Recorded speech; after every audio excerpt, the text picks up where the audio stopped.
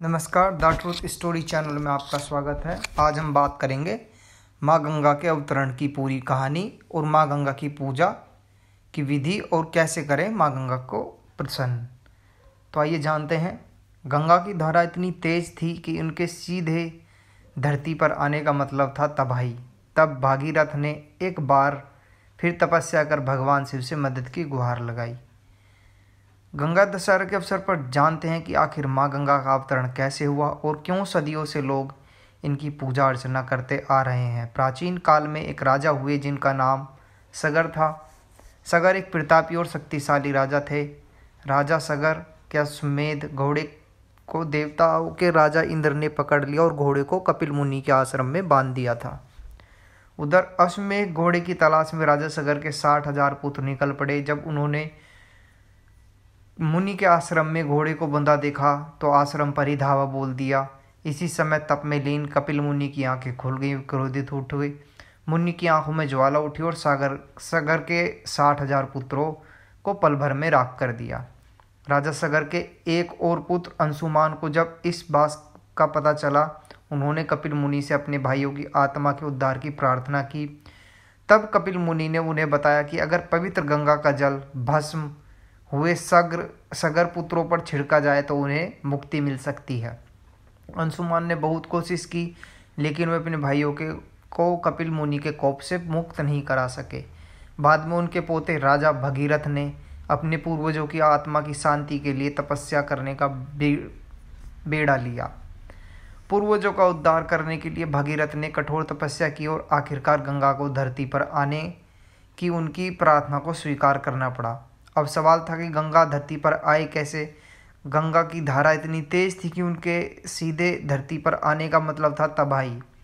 तब भगीरथ ने एक बार फिर तपस्या कर भगवान शिव से मदद की गुहार लगाई। भोलेनाथ ने गंगा जी को अपने जटाओं से होकर धरती पर जाने के लिए कहा और तब जाकर राजा सगर के 60,000 पुत्रों का उद्धार हुआ और उन्हें मुक्ति मिली। तो अब जानते हैं माँ गंगा का अवतरण कैसे हुआ।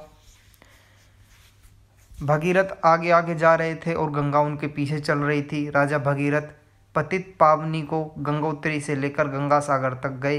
यहाँ उन्होंने कपिल मुनि से विनती की और वो उनके अपने श्राप से मुक्त करें। गंगा की अमृत धारा भगीरथ की कठोर तपस्या का फल था।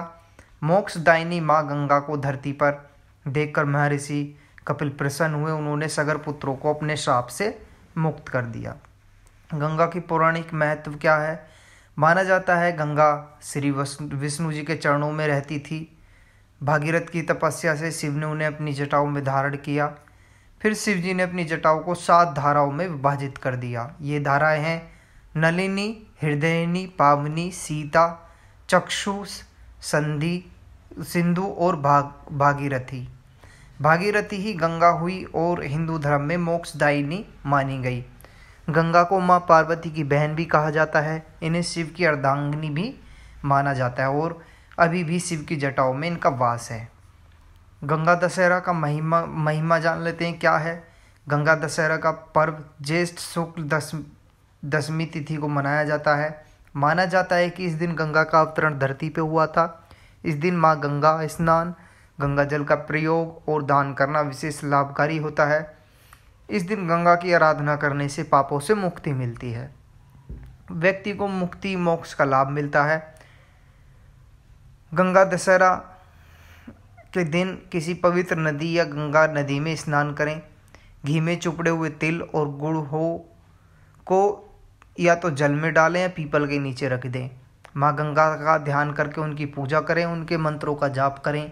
पूजन में जो भी सामग्री प्रयोग करें उनकी संख्या 10 होनी चाहिए।